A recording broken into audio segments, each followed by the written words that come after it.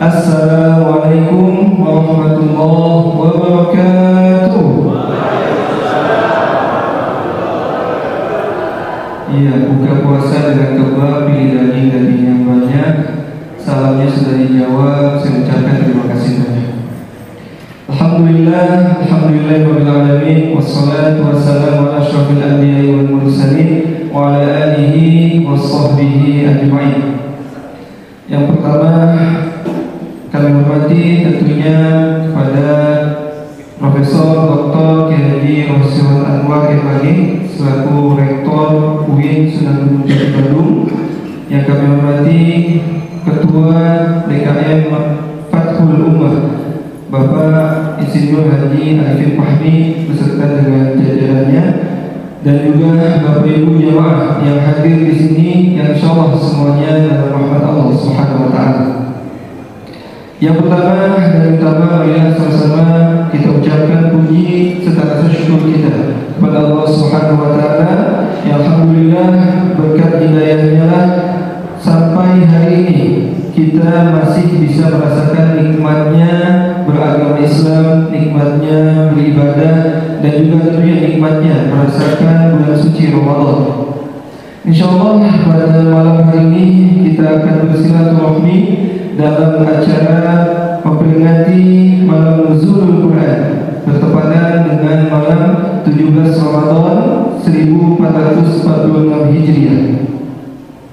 Tak lupa salawat serta salam kita aturkan pada baginda Nabi besar Muhammad sallallahu alaihi wasallam.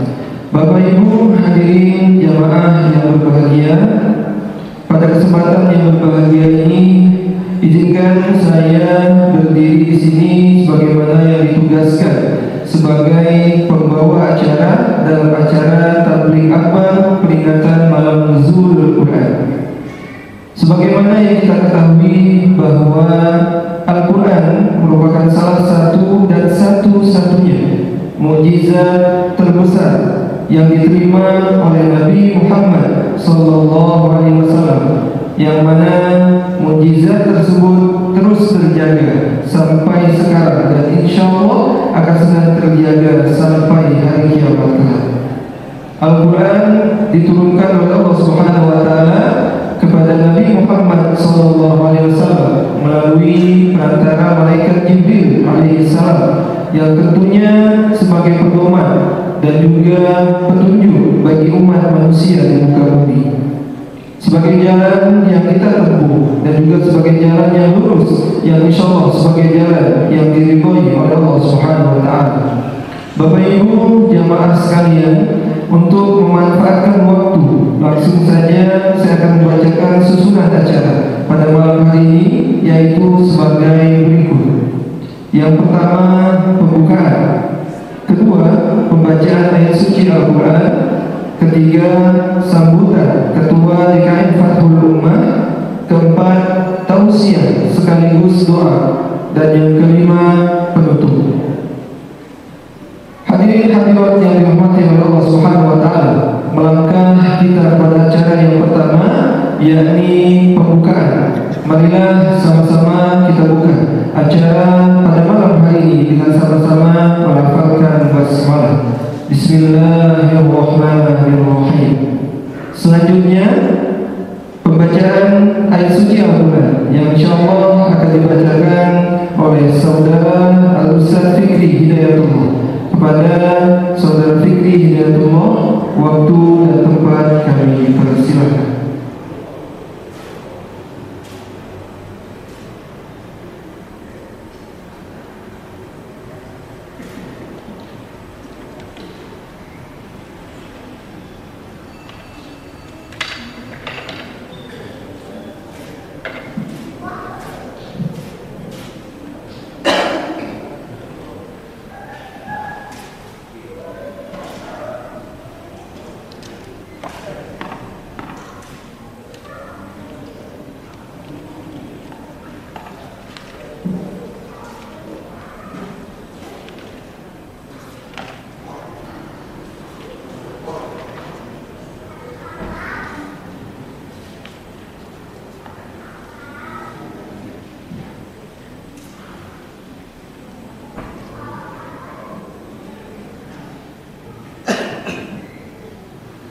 Assalamualaikum warahmatullahi wabarakatuh.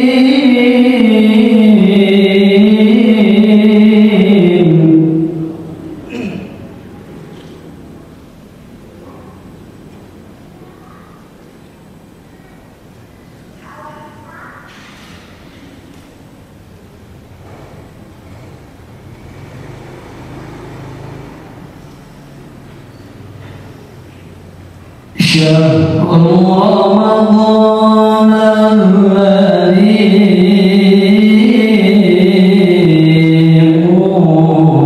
أنزل فيه القرآن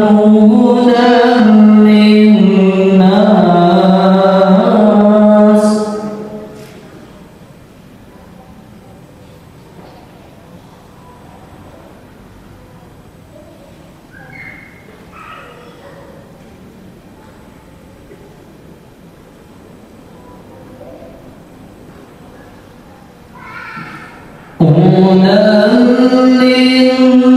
للناس وبينات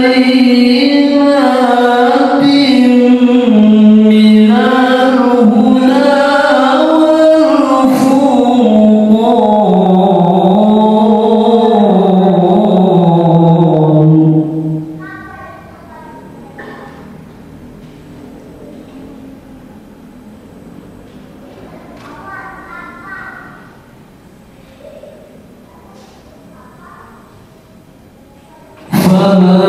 فمن شهد منكم الشهر فليصم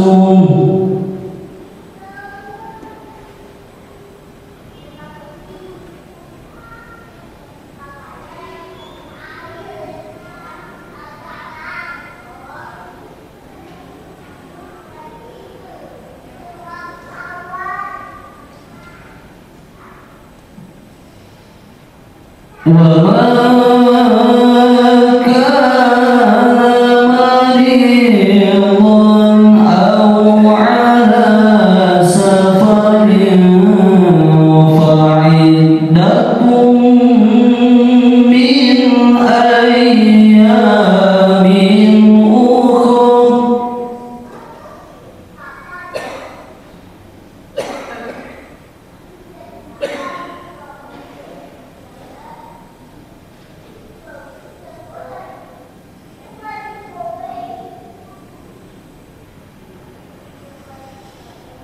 يريد الله بكم اليسر ولا يريد بكم العسر ولتكملوا العدة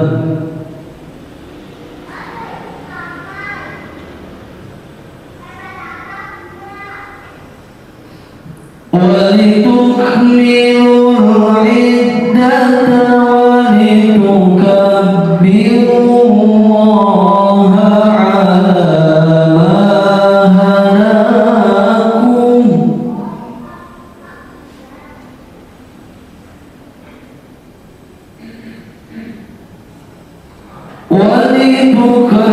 ولتكبروا الله على ما هداكم ولا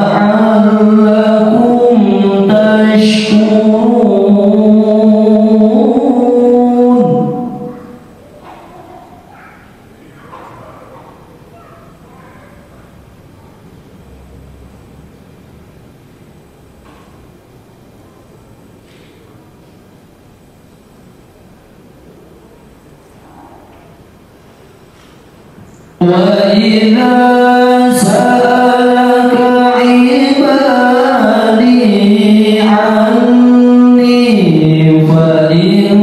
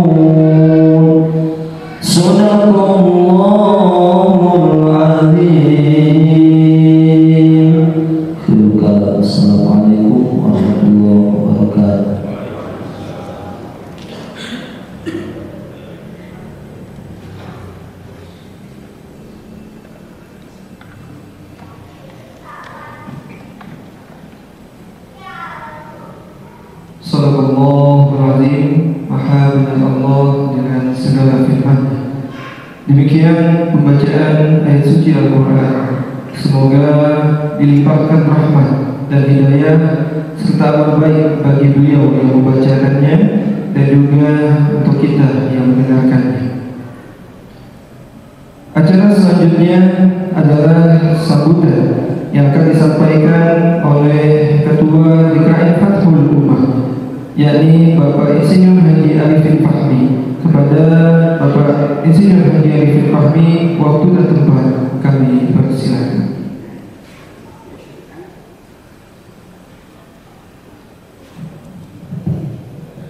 Bismillahirrahmanirrahim. Assalamualaikum warahmatullahi wabarakatuh.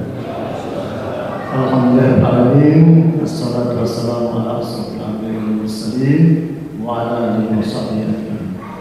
Puji syukur marilah kita panjatkan bersama kehadirat Allah SWT yang telah memberi kepada kita, mengkaruniai begitu banyak nikmat, terutama nikmat sehat dan kelapangan waktu, dan lebih utama adalah nikmat di dalam keislaman, sehingga kita bisa bertemu di sini untuk memperingati nuzulul Quran, turunnya Al-Quran seperti dibacakan oleh Ustaz Fikri tadi, bahwa Quran diturunkan di bulan Ramadan untuk menjadi petunjuk hudalillah, untuk menjadi petunjuk bagi manusia dan furqan, pembeda.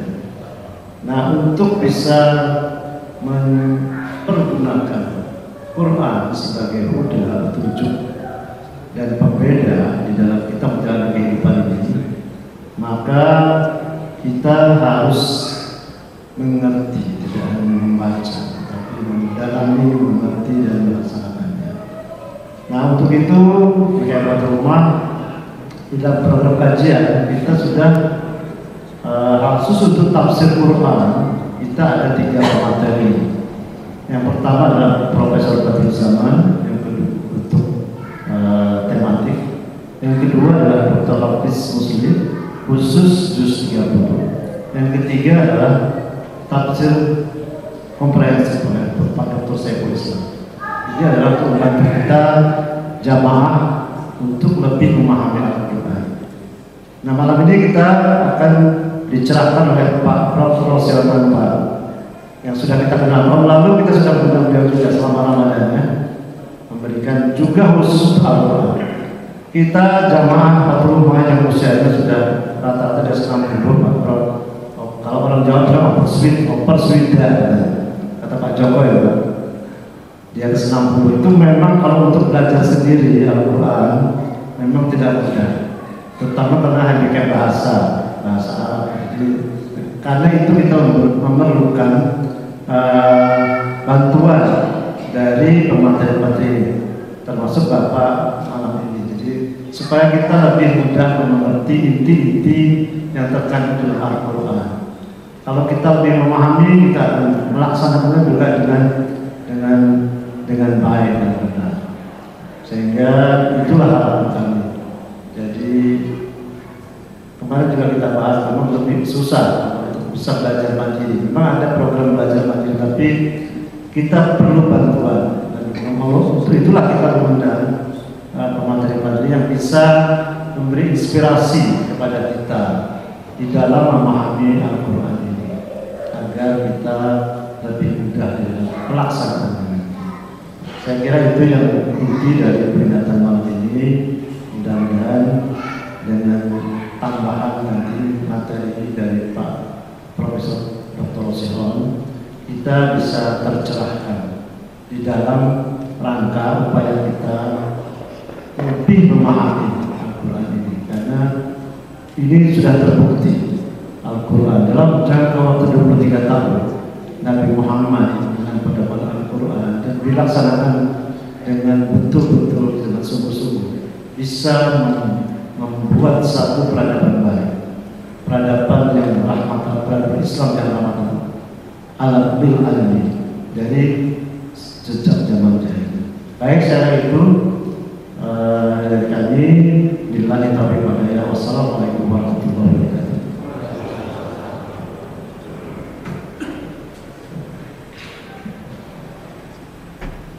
Baik, terima kasih kami ucapkan kepada Bapak Insinyur Haji Arifin Fahmi yang telah memberikan sambutannya. Bapak Ibu hadirin yang insyaallah dirahmati oleh Allah Subhanahu wa taala, sebelum kita beranjak kepada acara inti pada malam hari ini, saya ingin melihat terlebih dahulu semangat dari Bapak Ibu jamaah semuanya, insyaallah ya. Iya, di sini alhamdulillah sudah hadir berapa ratus banyak, Pak ya. Alhamdulillah. Saya sampai penuh sampai ke atas, Pak. Iya, yang di atas saya pengen cek semangatnya. Takbir. Oh, kurang kencang yang atas ya. Takbir. Oh, so ramai Pak di atas. Luar biasa. Ya, yang bagian depan Bapak, takbir. Oh, kurang semangat. Takbir. Iya, ibu-ibu semuanya di belakang, takbir. Masya Allah, beda ya. Kalau Bapak agak besar, si ibu agak cepet. Baik, Bapak Ibu semuanya, insya Allah kita akan menyimak materi inti yang insya Allah nanti disampaikan langsung oleh Profesor Dr. Kiai Rosunan MAG sebagai Rektor UIN Sunan Gunung Jati Bandung. Insya Allah sampai jam 12 kan? Masya Allah. Sampai ke sini juga ya. Ya.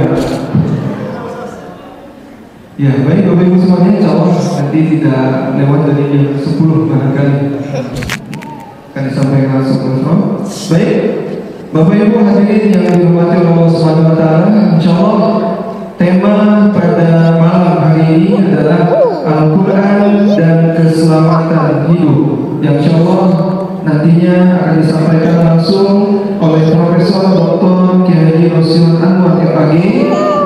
Sekaligus nanti akan ditutup dengan doa kepada Al-Mukarram. Waktu dan tempat kami persilakan.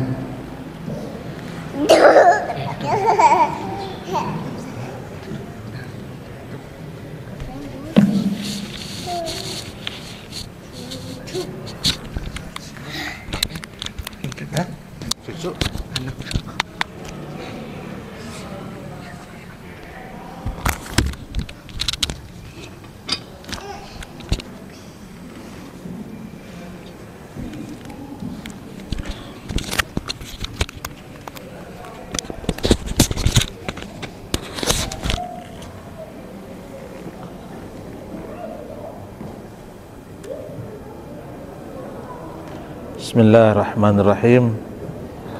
Assalamualaikum warahmatullahi wabarakatuh.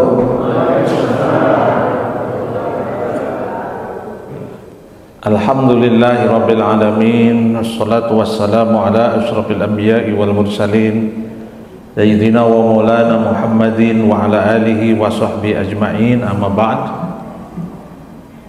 Yang saya hormati Bapak Ketua DKM Masjid Fathul Ummah, semoga Allah memberikan kesehatan dan panjang umur keberkahan untuk beliau serta seluruh jajaran pengurus DKM, para tokoh masyarakat, Bapak Ibu sekalian, jamaah sholat Isya dan sholat tarawih. Saya sangat senang bisa hadir kembali di masjid ini, dan 1 tahun yang lalu saya ada di sini dan sekarang ketemu lagi. Sepertinya wajahnya tidak berubah ya, jadi luar biasa, tidak berubah sama sekali ya. Untuk mudah-mudahan ini semua insya Allah berkah dari Al-Quran yang kita pelajari bersama. Kita sekarang sudah menginjak besok hari 17 Ibu ya, tidak terasa 13 hari lagi Lebaran. Jadi rasa-rasanya pengen diputar lagi ya Ramadan itu dari awal lagi. Saya sangat senang tadi mendengar bahwa seperti tahun kemarin di masjid ini juga diberikan kajian-kajian yang lengkap. Setiap subuh saya lihat tadi di spanduknya penceramahnya juga baik-baik, bagus-bagus. Sebagiannya guru saya, Pak Prof Badru itu guru saya, guru Ustadz Nur Hidayat juga. Jadi Prof Badru guru saya punya murid Pak Nur, Ustadz Nur. Jadi sanad keilmuannya sampai ke Ustadz Badru, luar biasa. Ada Profesor Tajul Arifin, itu senior saya, dia ahli juga dalam bidang Quran. Kemudian ada dari UIN itu ada juga Ustadz Hafid Muslih, dia penceramah yang kondang.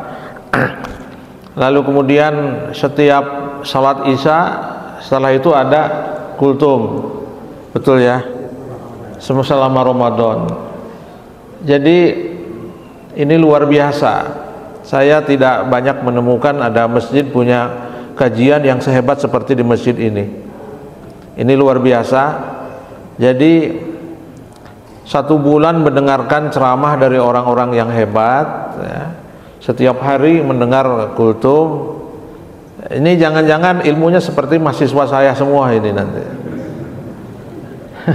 Kalau dikasih IP-nya bagus-bagus semua. Bersyukurlah Bapak Ibu sekalian bisa hadir ada di masjid ini, mendapatkan kajian-kajian keilmuan yang luar biasa. Profesor Badru itu orang sangat sibuk ya. Beliau itu luar biasa, lulusan dari Sudan, pernah belajar di Mesir, sekarang jadi pengurus MUI Jawa Barat, juga di LPTQ Jawa Barat. Saya aja jarang ketemu, udah hampir 2 bulan gak ketemu. Malahan ibu bapak sekarang di sini ketemu setiap bulan, luar biasa. Jadi saya bukan tidak mau ketemu, beliaunya sangat sibuk sekali. Ya, jadi karena saya sibuk, Prof Badru sibuk, ya, jadi nggak ketemu. Ya, nggak saling ketemu. Tapi bapak ibu sekalian bisa ketemu. Alhamdulillahirabbil alamin. Ceramah setelah taraweh ini sebenarnya nggak pas-pas ya, karena biasanya habis taraweh capek, lalu kemudian enaknya setelah itu rehat itu Bapak Ibu sekalian ya, Bu. Biasanya setelah taraweh itu apa, Bu?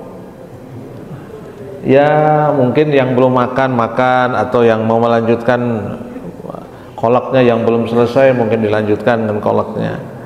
Mudah-mudahan di sini juga nanti ada sajian-sajian kolak dan sebagainya. Saya alhamdulillah ini dikasih airnya banyak sekali ini. Ada air teh, ada air putih. Jadi untuk 1 jam ini cukup lah gitu ya. Insya Allah ini Terima kasih. Bapak Ibu sekalian, kalau kita pengen hidup mulia, memang harus hidup dengan Al-Quran. Karena orang hidup dengan Al-Quran itu nggak ada yang susah, semuanya senang, Ibu sekalian ya. Dan beruntung kita semua bisa dapat Al-Quran. Menurut riset, satu penelitian, Ibu Salah mengatakan, di dunia ini tidak ada satu kitab suci atau satu buku lah yang dipelajari sampai hari ini yang peminatnya banyak selain Al-Quran. Ya, Al-Quran itu diturunkan kepada Nabi Muhammad 15 abad yang lalu, 1500 tahun yang lalu. Kita sudah ada belum, Bu? Belum. Pasti belum. Tapi sampai hari ini Quran itu tidak pernah habis untuk dipelajari. Bahkan saya dengar katanya di negara-negara Eropa, di Amerika, buku yang bestseller yang banyak dibeli oleh orang itu diantaranya ada Al-Quran. Jadi Al-Quran sampai hari ini menarik bukan saja untuk orang Islam, tapi juga menarik untuk orang-orang non-Muslim. Luar biasa. Dan motifnya orang berinteraksi dengan Al-Quran itu bermacam-macam. Kalau orang Barat non-Muslim yang bukan Muslim mempelajari Al-Quran, pengen tahu isinya apa Al-Quran itu, gitu ya. Mereka belajar bahasa Arab, tadi dijelaskan. Orang-orang Barat, orang-orang Eropa, Bapak Ibu sekalian, kalau pengen baca Quran, mereka belajar bahasa Arab. Dulu ada tokoh orientalis namanya Sunok Horgronya. Itu pakaiannya setiap hari pakai jubah, pakai kayak sorban kayak gini ya. Dia hafid ya, katanya hafid dan pandai bahasa Arab, dan dia pelajari Al-Quran. Jadi orang-orang Barat itu kalau mempelajari Al-Quran, dia belajar bahasa Arab dan bisa. Ya, kita orang Islam merasa sudah memiliki Al-Quran, tapi mau belajar bahasa Arabnya kurang serius. Jadi sehingga memang kalau harus belajar bahasa Arab biar prosesnya panjang. Ada nahwu shorof, ada balaghah, ada ma'ani, ada bayan badai, lama. Tapi orang yang mau mengkaji secara serius Al-Quran, mereka pelajari. Nah, saya pastikan hampir setiap rumah itu pasti punya Quran, betul Pak ya? Entah itu mungkin Quran yang hadiah, atau mungkin Quran sengaja beli dengan berbagai ukuran. Ada yang ukurannya segede sejadah gitu ya, gede besar sekali gitu. Ada ukuran yang kecil. Kita semua punya Quran. Jadi kitab suci yang banyak dimiliki oleh orang itu tidak ada yang melebihi Quran. Nah, Bapak Ibu sekalian, orang Islam memiliki Al-Quran itu motivasinya berbeda-beda. Kalau orang Barat mempelajari Al-Quran itu pengen mengetahui isinya, kandungannya. Kita orang Islam membaca Al-Quran itu motifnya berbeda-beda. Ada yang membaca Al-Quran tujuannya untuk mendapatkan pahala. Bagus ya. Karena membaca Al-Quran pun itu pasti dapat pahala. Udah berapa kali tamatan di sini Bapak Ibu sekalian? Sudah berapa Ibu Bapak tamat baca Quran? Selama Ramadan? 1 kali ya. Di masjid saya itu katanya, ya saya dengar dari grup WA di masjid saya, itu katanya sekarang sudah hatam yang ke-9. Saya bilang, ini gimana cara bacanya? Kok banyak sekali 9? Oh, rupanya kalau tadarusan itu bacanya masing satu orang satu surat, jadi tidak saling mendengarkan. Kalau gitu mungkin di sini juga bisa ya. Ya, silahkan saja orang mau baca Quran 1 tamatan, 2 tamatan, saya kira asal membaca Al-Quran insya Allah pahalanya banyak. Bapak Ibu sekalian, kita sangat berbahagia karena Al-Quran itu diturunkan kepada kita. Apa yang kita baca hari ini Bapak Ibu sekalian itu sama persis dengan apa yang diturunkan oleh Allah kepada Nabi kita, tidak dikurangi satupun. Allah menjelaskan, inna nahnu nazzalna dzikra wa inna lahu lahafidun. Kata Allah, Al-Quran itu diturunkan oleh kami dan Al-Quran itu dijaga oleh kami. Nah, tuh. Bapak Ibu sekalian, kenapa ayat ini menggunakan kata kami? Kalau kami itu berarti jumlahnya bukan satu ya, banyak. Karena yang memelihara Al-Quran itu Bapak Ibu sekalian bukan hanya sendiri, bukan hanya Allah. Kita semua menjaga Al-Quran. Tidak ada kitab suci yang bisa dihafal selain Al-Quran. Tahu nggak yang namanya anak-anak 7 tahun di Palestina, negara yang sekarang lagi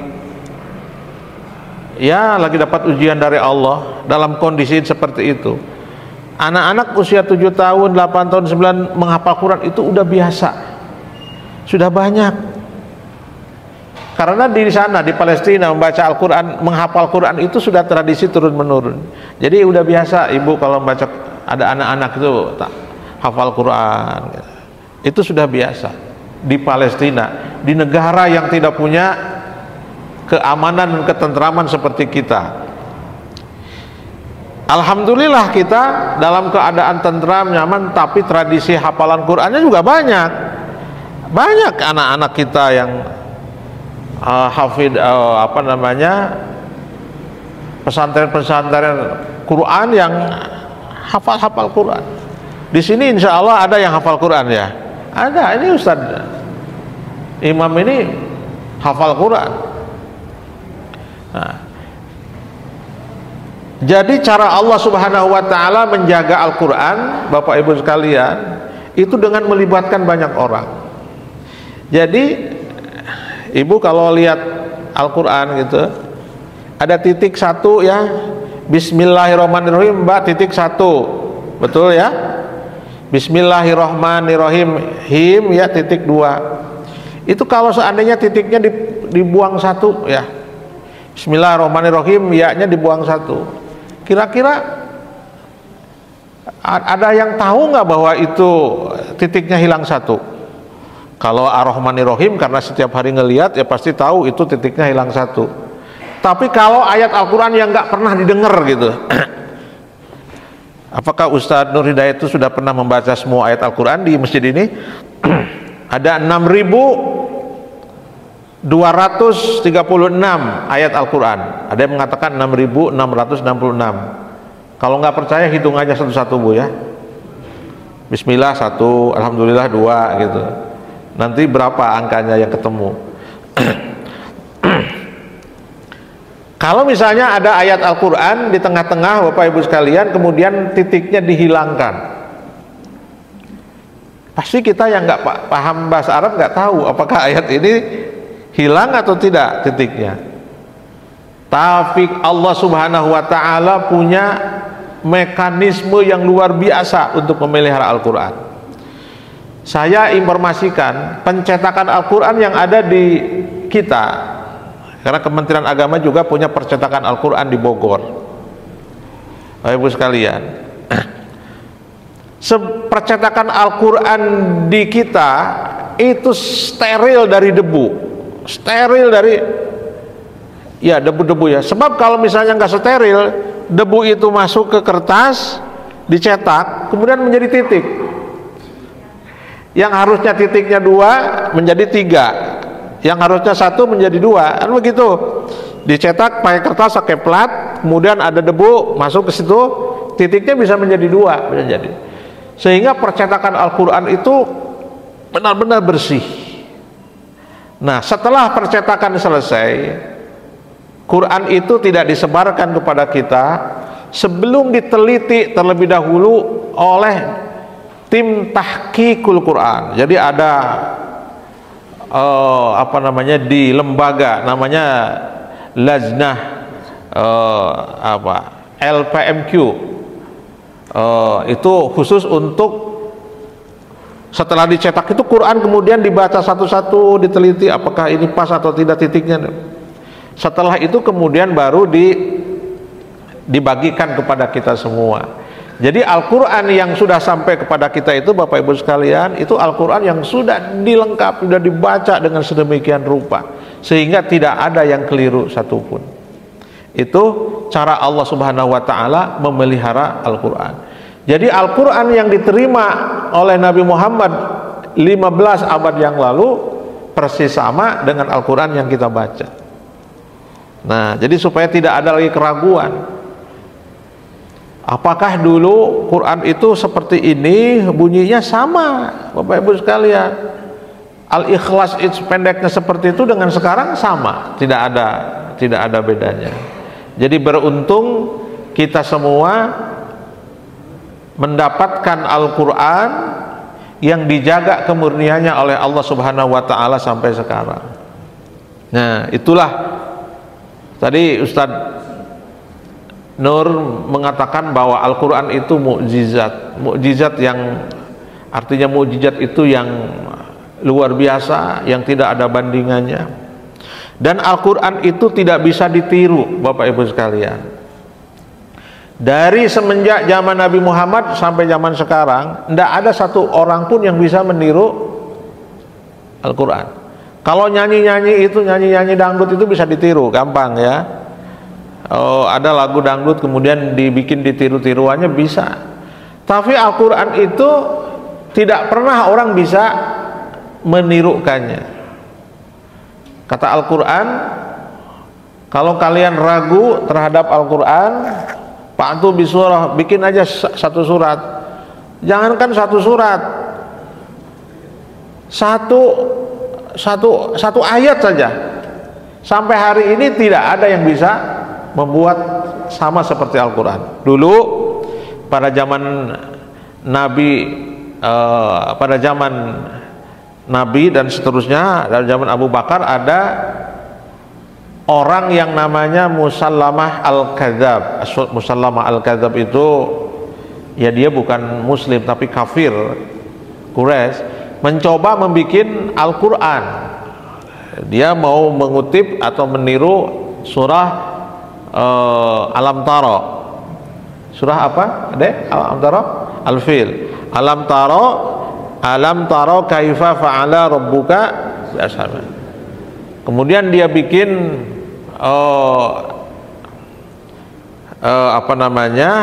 sama gitu, redaksinya Alam Taro, tapi kedengarannya itu ini bukan Quran ini. Jadi kalau bukan Quran itu telinga kita sendiri akan terganggu gitu ya. Coba kalau imam baca Bismillahirrahmanirrahim, innamal a'malu binniyat, ini Quran bukan ya? Perasaan nggak pernah dengar itu, tapi sama-sama bahasa Arabnya, tapi kita perasaan kayaknya bukan Quran itu. Atau Bismillahirrahmanirrahim, thalabul ilmi faridatun ala kulli syai'in qadir, itu Quran bukan, Bu? Bukan besar itu. Jadi telinga kita ini sebenarnya kalau bukan Quran itu nggak cocok aja gitu, nggak cocok. Telinga kita yang setiap hari dengar Quran, mungkin ya barangkali kita mungkin nggak paham nahwu shorof, nggak paham ilmu bahasa Arab, tapi kalau ada orang baca Qurannya salah, telinga kita nggak enak.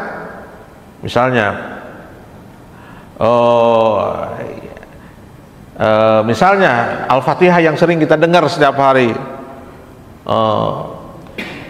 Bismillahirrahmanirrahim, nah itu ada yang kurang nggak ya? Kira-kira Pak, Bismillahirrahmanirrahim, ada yang kurang nggak? Apa Bu? Himnya kurang panjang, bener tuh. Karena wah ini kayaknya imam aliran baru deh katanya. Kenapa sih himnya pendek ya? Wah ini karena dia alim, karena pakai sorban, pakai ini, wah ini katanya aliran baru. biarpun itu pakai sorban, biar itu pakai jubah, kalau bacanya him ya salah itu ya. Harusnya mad apa ini Bu? Mad peci. Apa Bu? Luar biasa. Jadi sudah panjangnya berapa Bu? 2 sampai 6 atau 5 atau 8 atau 10? Hah? Nah, ini gimana Ustaz Nur menjelaskan, ada yang 5, ada yang 6 gitu. Ini sangat fleksibel kalau jadi imam. Kalau imam tarawihnya pengen cepat, ya Bismillahirrahmanirrahim, nah, cukup. Kalau imamnya aliran slow gitu ya, Bismillahirrahmanirrahim. Nah, kalau Rasulullah senangnya ujungnya dipanjangin, Bismillahirrahmanirrahim. Jadi panjangnya, arit di sukunya dipanjangin, dimaksimalkan gitu ya. Nah, kita sering dengar imam-imam karena dikejar target sholat taraweh gitu ya. Ini di sini tadi nyaman sekali, nggak ada yang protes gitu ya, karena ya memang bagusnya begitu. Ya, ada masjid-masjid tertentu dikejar target, pokoknya imam jam 8 harus beres. Karena imam kan kejar target. Jam 8 harus beres itu. Sholat isya jam 7.15 gitu, sholat isya, kemudian ada kultum, setelah itu taraweh jam 8 harus beres. Itu imam kan harus mengukur diri Pak. Kejar ya. Jadi bisa juga asal harokatnya proporsional. Kalau misalnya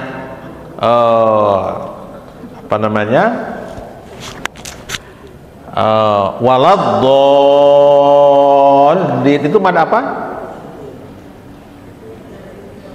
Mad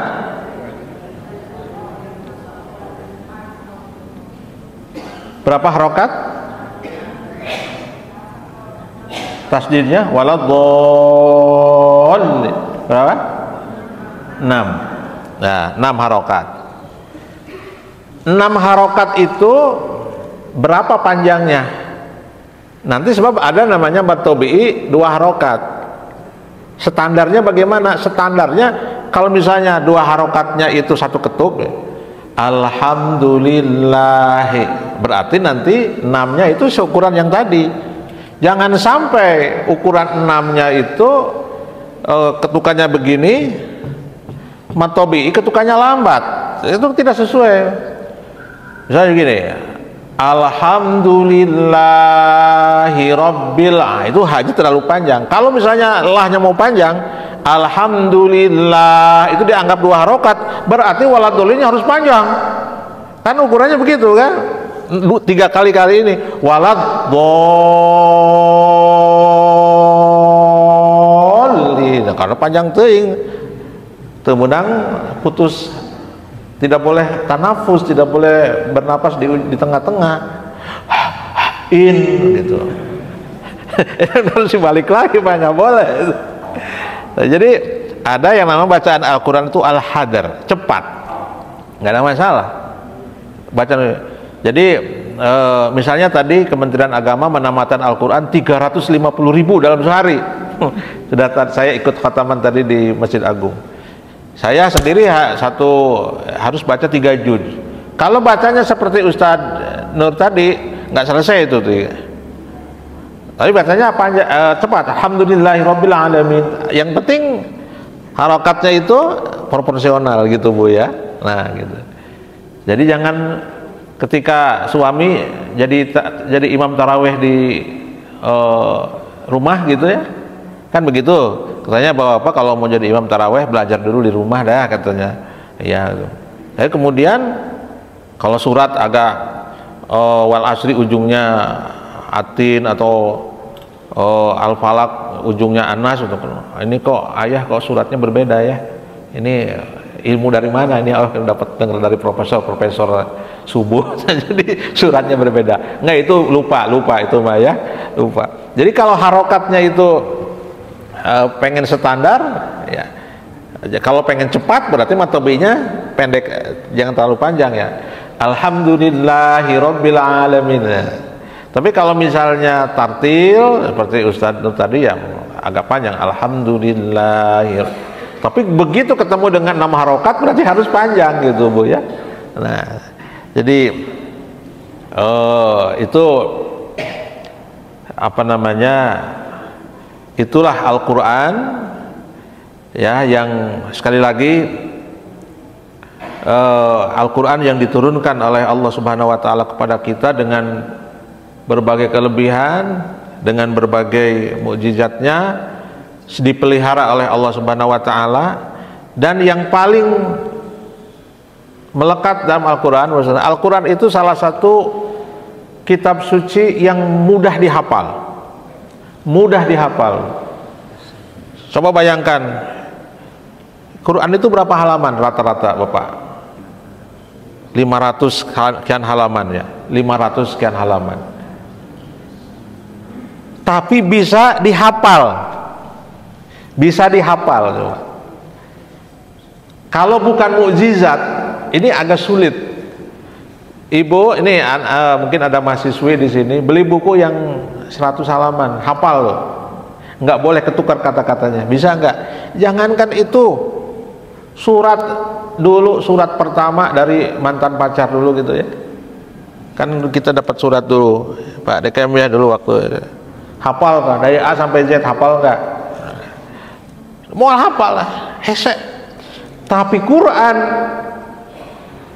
yang 500 halaman itu bisa dihafal oleh anak usia 7 tahun tanpa ketuker antara kata-katanya, ayat dengan ayatnya. Ini luar biasa. Luar biasa.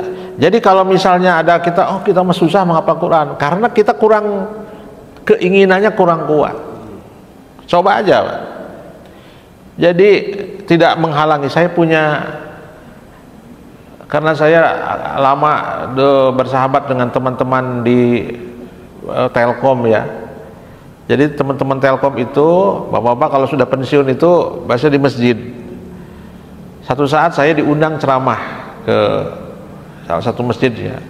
Lalu kemudian imamnya teman saya yang di Telkom. Masya Allah, bacaannya bagus, hafalannya bagus. Ini luar biasa. Padahal beliau itu tidak seperti saya. Kalau saya memang dari SMP ke pesantren, saya belajar bahasa Arab, kuliah di IAIN, ya wajarlah kalau saya mungkin bisa. Terus profesor saya juga bidang Quran, ya sangat wajarlah kalau saya misalnya.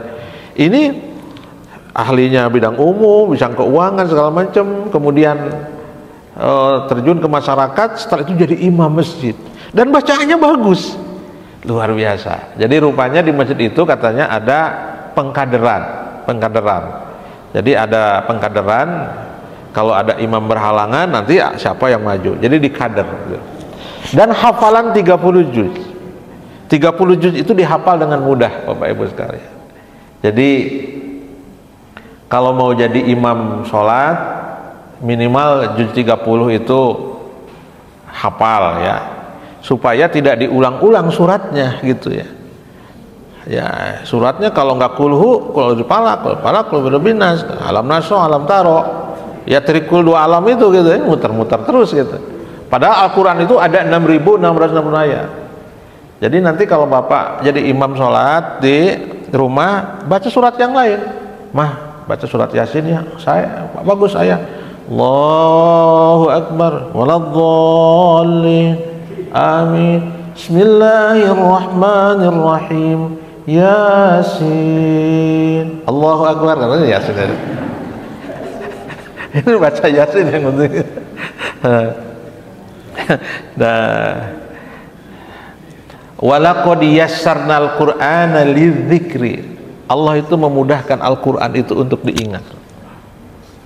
Jadi kalau Al-Qur'an itu sudah masuk dihafal itu cenderung akan tetap tersimpan. Kalau lupa kemudian kita kembali lagi gitu, itu akan cepat juga dihafal. Makanya kalau ulama-ulama dulu kebiasaannya yang namanya sholat rawatib itu surat-suratnya surat-surat tadarus gitu ya. Jadi ada yang sahabat yang menamatkan Al-Quran itu dalam satu malam, dalam macam, saya nggak tahu bacanya seperti apa itu ya. Nah, Bapak sekalian, saya ingin mengatakan kepada kita semua bahwa Al-Quran yang ada di tangan kita ini bukan sembarangan kitab suci. Ini kitab suci yang luar biasa. Saya ingin menunjukkan satu fakta ilmiah ya Bapak sekalian. Mudah-mudahan tidak pernah disampaikan oleh guru-guru saya. Sebab kalau saya menyampaikan yang biasa, nanti kata Pak Ketua DKM, kok materinya sama dengan Prof Badru katanya. Udah aja dengerin punya Pak Badru gitu. Kalau sama wajar karena saya muridnya. Bapak Ibu sekalian pernah menghitung kata-kata dalam Al-Quran? Nggak pernah ngitung ya. Kalau ngutang, kalau hitung ngutang iya gitu ya. Apa untuk apa? Saya ingin menunjukkan begini, Bapak Ibu sekalian ya, supaya kita mengetahui Al-Quran itu luar biasa. Kalau orang itu menulis buku, saya menulis buku gitu ya. Saya penulis, saya punya beberapa buku. Kalau buku itu selesai 200 halaman, apakah mungkin dalam 200 halaman itu ada keseimbangan gitu? Keseimbangan misalnya kata ini jumlahnya seimbang dengan kata ini jumlahnya seimbang dengan kata ini, nggak mungkin. Tapi Al-Quran itu Bapak Ibu sekalian, saya tunjukkan misalnya ya, supaya kita semakin kagum dengan Al-Quran. Di dalam Al-Quran itu ada kata ad-dunya. Ibu hafal ayat Al-Quran yang ada kata ad-dunyanya? Ayo, apa Al-Quran yang ada kata ad-dunyanya? Ada yang hafal? Ya nanti cari Bu ya. Di dalam Al-Quran juga ada kata akhirah. Ada yang hafal kata akhirat dalam ayat apa? Wabil yaumil akhir dalam surah Al-Baqarah. Berapa jumlah kata dunia dalam Al-Quran? Setelah dihitung-hitung pakai komputer, di dalam Al-Quran itu kata dunia itu jumlahnya ada 115. Kalau nggak percaya hitung sendiri.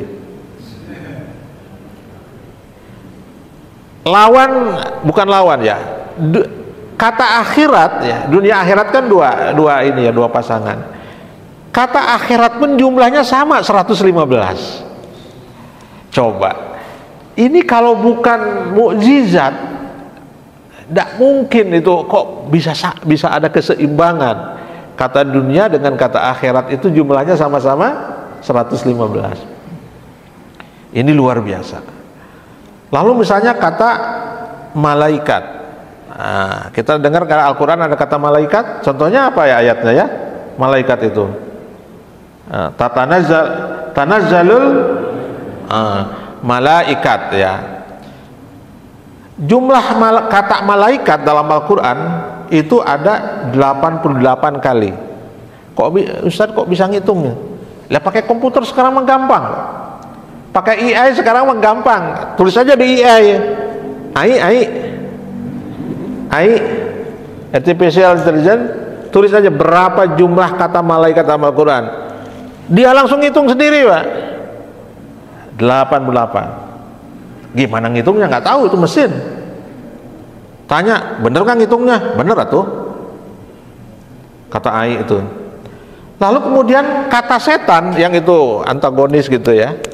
Ternyata jumlah kata setan pun dalam Al-Quran jumlahnya sama, Pak. 88 kali. Kitab suci apa yang bisa begitu selain Al-Quran? Contoh lagi ya. Saya ingin banyak contohnya ini sekalian ini keseimbangan itu. Nah, kata al-bahr, bahar itu artinya laut. Di dalam Al-Quran ditulis sebanyak 32 kali al-bahr itu. Lawan dari laut apa? Darat. Darat itu dalam bahasa Arabnya bar, al-bar. Ya. Itu jumlahnya ini untuk menunjukkan rahasia-rahasia angka. Jadi nanti kalau itu dijumlahkan, dikalikan gitu dengan angka itu, nanti akan ketemu angka 19. Angka 19 itu angka 19 itu jumlah Bismillahirrahmanirrahim, Bapak sekalian, itu hitung hurufnya, itu ada 19. Lalu kemudian kalau misalnya kita tulis Yasin, huruf iya di dalam surat Yasin itu jumlahnya merupakan kelipatan dari angka 19. Luar biasa. Jadi kata-kata dalam Al-Quran itu tertata dengan perhitungan-perhitungan sendiri. Ini atas ini semua kita hanya mengatakan Subhanallah, Allah Maha Benar, Allah Maha Kuasa. Al-Quran yang kita pegang setiap hari ini ternyata mengandung mukjizat yang luar biasa. Hebatnya Al-Quran lagi Bapak sekalian, ramalan-ramalan Al-Quran itu semuanya benar. Contoh, ada ayat yang mengatakan al-yauma nunajjika bi badanika litakuna liman khalfaka ayah. Ini ayat yang menjelaskan tentang Firaun. Ibu dengar cerita Firaun?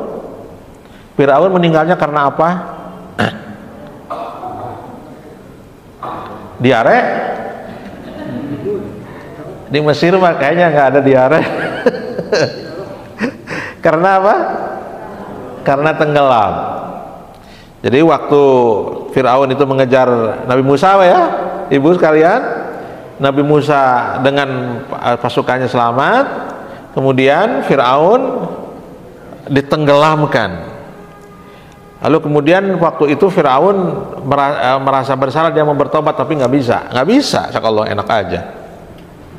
Lalu kemudian Allah mengatakan pada ayat itu, pada hari ini kami akan menyelamatkan tubuhmu supaya menjadi pelajaran bagi orang-orang setelah kamu.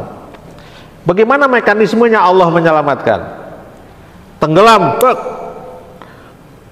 di laut itu kan, orang kalau tenggelam itu ujung-ujungnya ke pantai. Banyaknya begitu ya, karena dia tergulung oleh ombak, akhirnya terdampar di pantai. Kalau nggak dimakan oleh ikan teri, terinya jutaan, jadi habis juga. Atau oleh ikan hiu. Tapi karena Allah berjanji untuk menyelamatkan tubuhnya, dia tidak dimakan oleh ikan, kemudian diselamatkan oleh ombak, terdampar. Lalu kemudian jasadnya oleh orang-orang Mesir itu diawetkan. Karena film mumi itu kan, ada film mumi ibu ya. Karena tradisi di sana orang-orang besar itu biasanya diawetkan. Nah, setelah itu di mumi, zaman Nabi Musa ke zaman sekarang kan lama sekali Bapak sekalian, ratusan tahun. Setelah itu terkubur lah. Lalu kemudian ditemukan pada tahun 898 pada abad 19.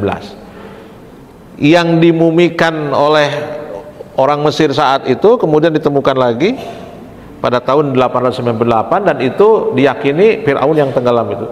Sekarang di mana itu muminya? Ada di Museum Mesir. Saya pernah ke sana. Ibu kalau paket umroh Arab dengan Mesir, mainlah itu di Kairo, ada museum Mesir, masuk ke dalam gitu kok ada. Itu semuanya mumi semua. Nanti masuk ke Ramses II, itu Firaun yang tenggelaman itu. Saya lihat itu orangnya ganteng nggak Ustadz? Nggak kelihatan dah kalau sudah dimumi begitu mah nggak kelihatan. Allah mengatakan dalam Al-Quran, saya akan menyelamatkan jasadmu supaya menjadi pelajaran bagi orang-orang setelahmu. Jadi kalau kita melihat Firaun itu kebayang aja gitu, oh ini orang seperti ini ya. Kalau orang mengaku sebagai Tuhan, kemudian segala macam, kemudian Allah menjadikan pelajaran untuk orang-orang setelah itu. Jadi kita melihat, oh iya Firaun teh mau hirup kene dijajak, kira-kira begitu. Tapi karena itu dijaga nggak bisa gitu ya. Nah itu nah kehebatan Al-Quran. Nah, ini paroh yang kedua sesuai dengan tema Bapak sekalian. Tema kita hari ini adalah Quran dan keselamatan. Allah Subhanahu wa taala mengatakan, yahdi bihillah manittaba'a ridwanah subulas salam. Kata Allah Subhanahu wa taala berjanji akan memberikan jalan keselamatan dengan Al-Quran. Ini ada Al-Quran, ini ada orang. Allah berjanji akan memberikan keselamatan bagi orang-orang dengan Al-Quran. Tapi orang itu harus mengikuti manit tabaridwanahu. Quran itu bisa menjadi jalan penyelamatan kalau Quran itu dipakai. Sama seperti begini, kita sakit, ada obat. Obat itu menyembuhkan. Tapi bisa menyembuhkan saya enggak? Enggak, kenapa? Karena enggak diminum. Gimana mau sembuh? Dokter, saya sakit kepala, sudah 7 tahun. Keluhannya apa? Keluhannya sakit kepala, operasi angkat ginjal, itu iklan ya. Sudah sakit, lalu kemudian dokter dikasih obatnya itu bisa menyembuhkan kita enggak? Kenapa? Karena antara kita yang sakit dengan obat tidak nyambung. Nah, sekarang Quran ini sebagai obat, kita ada di sini. Kira-kira Al-Quran bisa ngasih jalan keselamatan enggak kita? Bisa kalau kita memakainya. Ada baterai ini bisa menerangi jalan kalau dinyalain. Tapi kalau disakuan terus nggak ada manfaatnya. HP bagus mahal tapi nggak pernah bersuara, nggak pernah menerima telepon. Kenapa? Karena nggak ada paket datanya, nggak ada kartunya. Untuk apa? Nah, jadi kata Allah Subhanahu wa taala, Quran itu bisa menjadi jalan keselamatan kepada kita kalau Qurannya itu dipakai. Bagaimana cara memakai Al-Quran? Nah, kata Bapak Ketua DKM, karena kita ini bukan termasuk orang yang bisa mempelajari Al-Quran sendiri, begitu, maka beliau kemudian mengundang ahli-ahlinya. Ahli-ahli inilah kemudian yang akan menjelaskan kepada kita, inilah Quran, isinya gini, cara memanfaatnya gini, cara pakainya ini. Jadi sesungguhnya Bapak Ibu sekalian, untuk mengetahui kandungan Al-Quran memang tidak harus langsung mempelajari Quran, karena untuk mempelajari Al-Quran sendiri itu memang perlu alat tadi itu, perlu bahasa Arab. Bahasa Arab itu bukan hanya anta-ente, bahasa Arab itu dengan berbagai strukturnya. Tapi bagaimana memanfaatkan Al-Quran supaya bisa menjadi subulus salam, bisa menjadi jalan keselamatan, ya kita dengarlah para ulama, kita dengar para asatidz. Bahkan menurut saya sekarang ini Bapak Ibu sekalian bisa memanfaatkan teknologi digital untuk mempelajari Quran. Di HP Bapak Ibu sekalian ini asal mau, kalau hanya sekedar terjemahan tinggal diklik saja sudah dapat terjemahan, termasuk tafsirnya. Saya punya apa namanya, punya aplikasi yang namanya ChatGPT. Ibu Bapak sekarang udah tahu ya ChatGPT. Coba ditanyakannya jangan hanya jalur mudik yang lancar gitu. Bolehlah itu ya, boleh itu ya, karena memang lagi musimnya. Atau misalnya hotel yang nyaman mudik. Coba kali-kali tanya, tolong tafsirkan surah Al-Baqarah ayat 1. Tanyakan di ChatGPT, bisa dijelaskan dengan baik, Pak.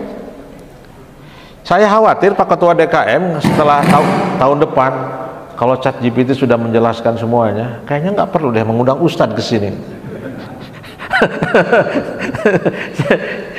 Karena ChatGPT juga ada suaranya Pak Ketua DKM. Tinggal nanti ditayangkan di sini. Assalamualaikum. karena ChatGPT ya. Kamu Ustaz, saya bukan Ustaz, saya ChatGPT. Iyalah ChatGPT gitu. Apa kabar? Baik. Dialog aja biasa, Pak. Tolong jelaskan penjelasan Al-Quran surat sekian. Dijelaskan, Pak. Qurannya apa ayatnya? Kurang lengkap dong, yang lebih jelas lagi. Dia jelaskan dengan lengkap. Saya khawatir nanti memang sudah cukup aja dengan ChatGPT gitu ya. Cuman bedanya kalau ChatGPT kan ilmunya nggak jelas dari mana dia dapatnya.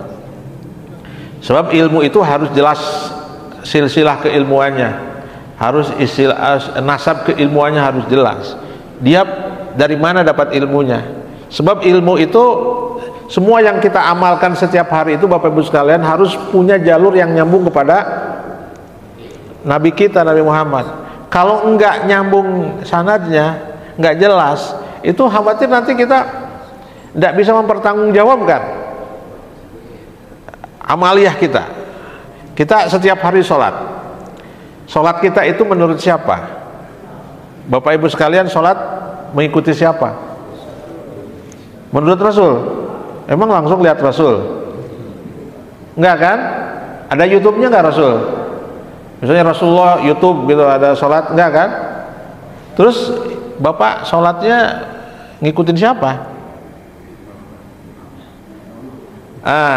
Ngikutin imam. Turun-menurun ya. Dulu yang namanya sholat kayak begitu. Ya kita ngikuti guru, ngikuti ustadz. Ustadznya dari siapa dapatnya? Ya dari ustadznya. Ustadznya dari mana? Dari ustadznya terus sampai nyambung kepada Rasulullah. Enggak, saya dapatnya dari hadis Nabi. Ya, kalau kita misalnya mau mempelajari hadis Nabi, ya silahkan kalau punya kemampuan yang baik tentang bahasa Arab. Jadi kalau yang diundangnya Prof Badru, Prof Tazul, itu sanad keilmuannya sampai insya Allah kepada Rasulullah. Jadi insya Allah para profesor di UIN Bandung itu punya sanad keilmuan yang nyambung ke ahli-ahli ilmu. Saya belajar di UIN Jakarta, saya belajar ke Prof Quraish Shihab, Prof Quraish Shihab belajar di Al-Azhar. Al-Azhar punya guru-guru yang nyambung kepada gurunya insya Allah sampai kepadanya. Tapi kalau ChatGPT, dari mana kamu dapat ilmu? Saya ngutip juga dari Google. Jadi sanadnya ke Google itu. Lah Google nanti sanadnya kemana itu? Nah, Bapak Ibu sekalian, jadi bagaimana Al-Quran memberikan keselamatan kepada kita? Yang paling sederhana begini aja udah. Pokoknya kalau kita pengen hidup selamat dengan di dunia dan akhiratnya, Quran saja. Tapi kan kita tidak bisa mempelajari Al-Quran sendiri, susah. Baca terjemahannya juga terkadang kalau baca terjemahnya saja terkadang kita salah gitu. Fawailul lil musallin, celakalah orang-orang yang sholat gitu. Nah kalau terjemahnya saja begitu Pak, nanti kok orang yang sholat celaka? Fawailul lil musallin, neraka wel untuk orang-orang yang sholat. Kalau terjemahnya saja bisa keliru kita. Padahal ada lanjutannya. Yang dimaksud adalah orang-orang yang sholatnya lalai, syahun gitu ya.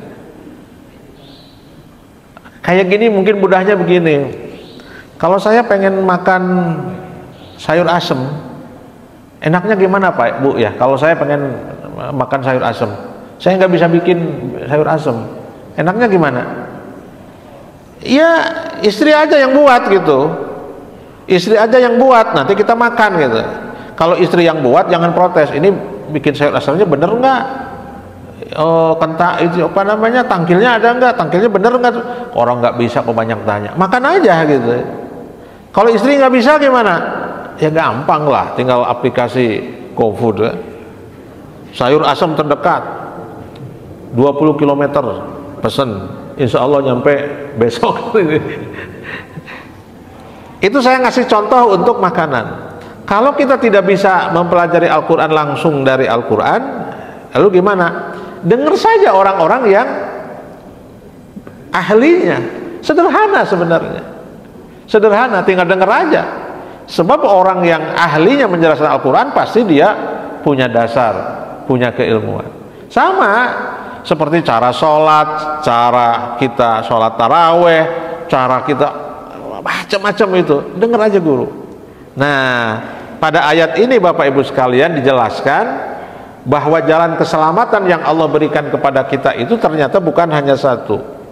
Yahdi bihi manit tabaridwa ila syukuris salam. Jadi jalan keselamatan itu ternyata bukan hanya satu, banyak. Artinya apa?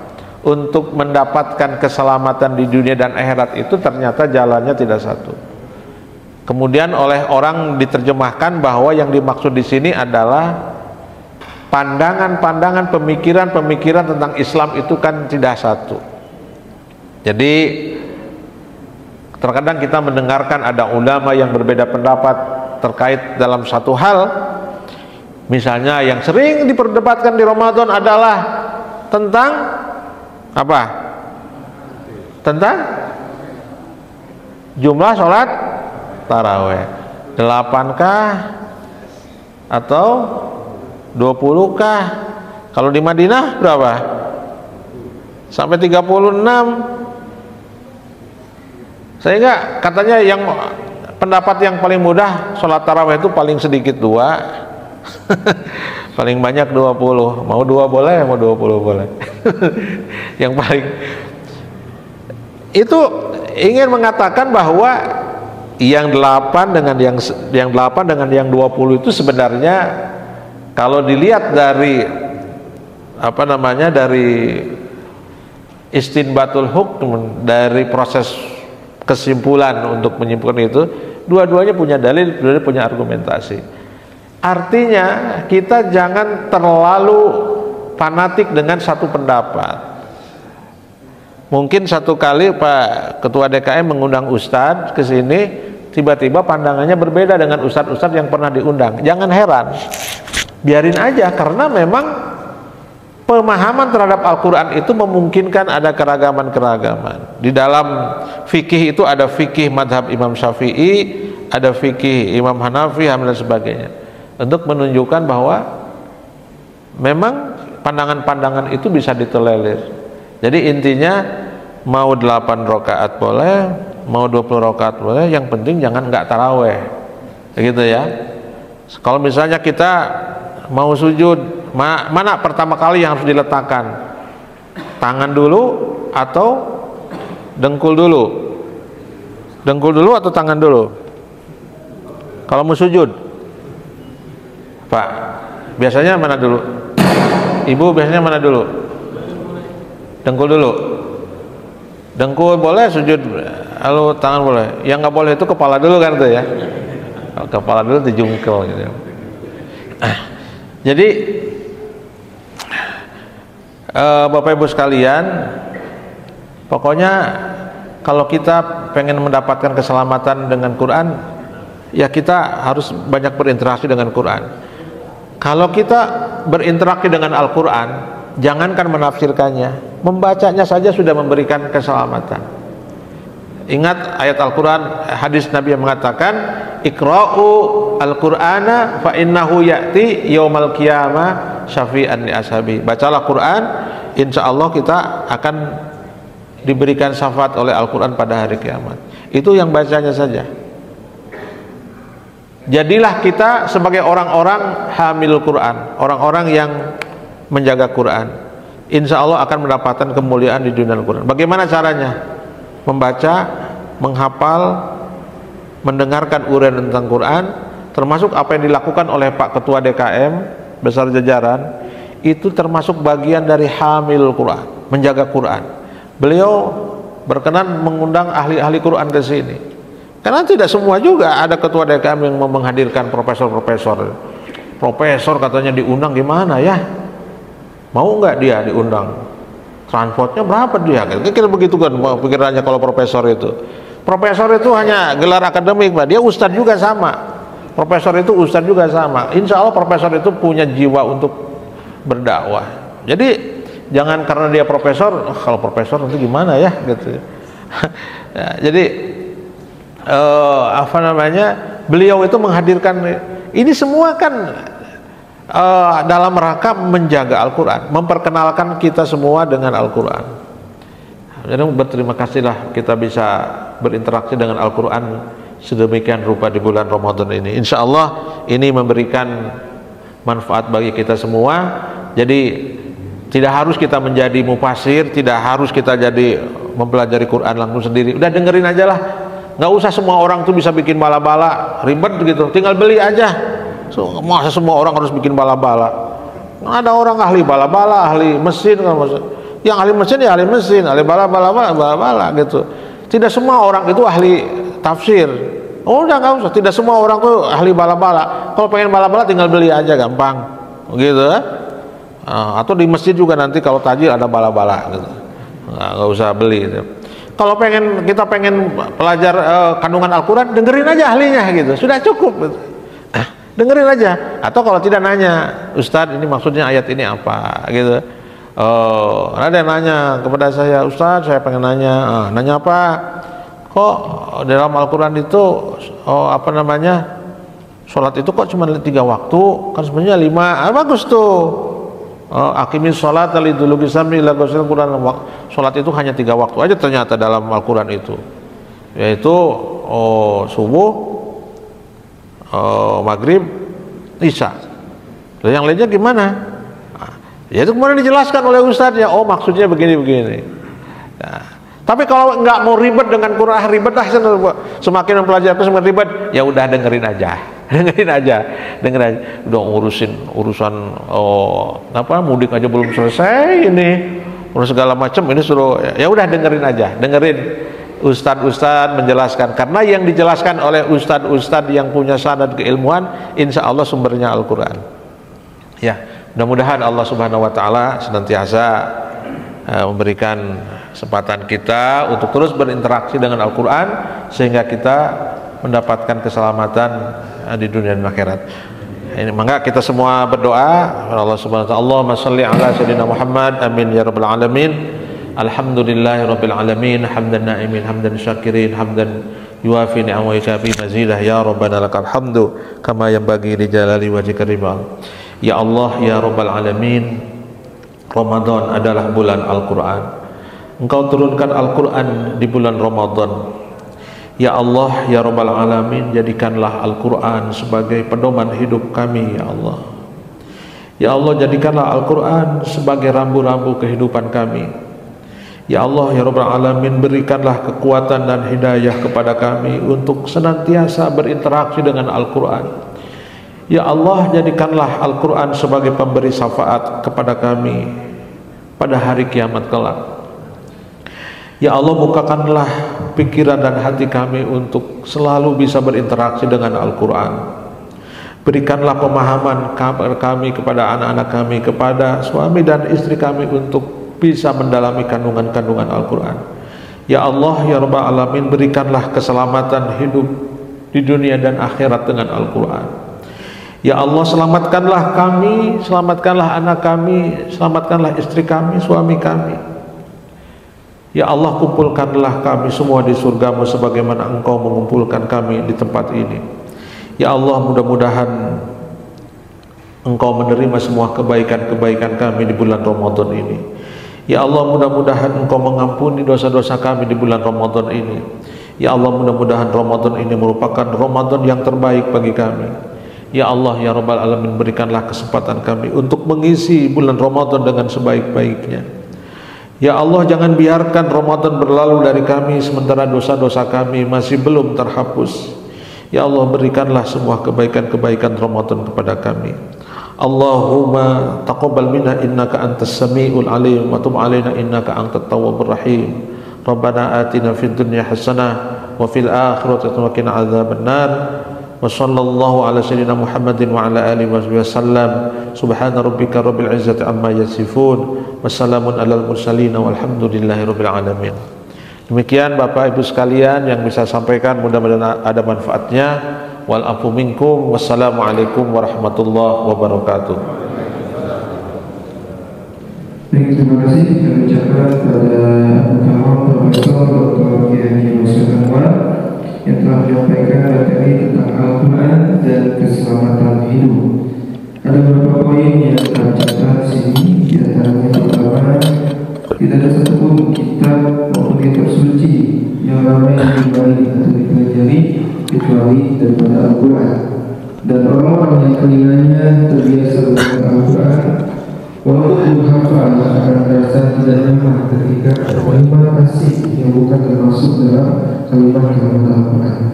Dan yang ketiga, Allah memberi jaminan kemudahan untuk mengingat Al-Quran, sebagaimana dalam surah Al-Qamar yang diulang sampai dengan 4 kali. Semoga apa yang beliau sampaikan tadi dapat kita laksanakan dan juga dapat kita hayati bersama-sama. Insyaallah hadirin hadirat yang dirahmati oleh Allah Subhanahu wa taala, tidak terasa acara demi acara telah kita lewati, dan untuk itu kita pun sampai kepada penutupan acara. Marilah sama-sama kita tutup acara pada malam hari ini dengan sama-sama melafalkan hamdalah dan doa kifaratul majlis.